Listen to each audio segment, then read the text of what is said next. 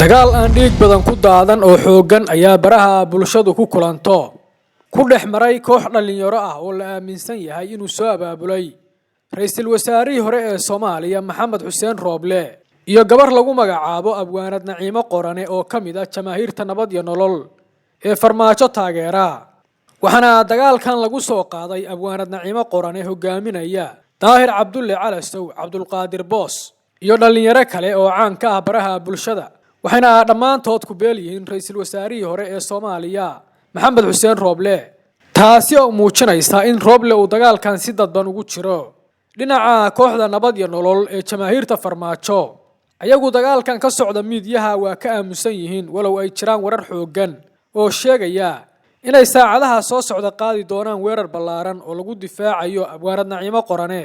balse aan eegno jawaabta Abwaanad Naciimo Qorane Abwaanad Naciimo waxay tiri intaan mas'uul Soomaaliyeed dhaliilayay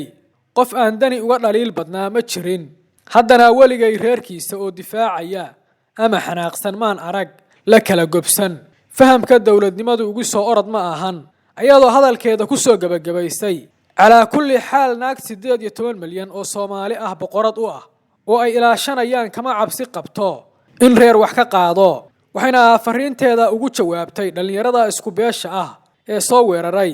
daawada sidee u aragtaa jawaabta Abwaanad Naciimo Qorane iyo dagaalkan ay ku soo qaadeen dhalinyarada isku beesha ah yaase ku adkaaday dagaalkan muuqaalkan sheer gare oo gaarsiin asxaabtaada like nasaar si loogu baraarugo dagaalkan lagu hayo gabadha Soomaaliyeed Abwaanad Naciimo Qorane mahadsanid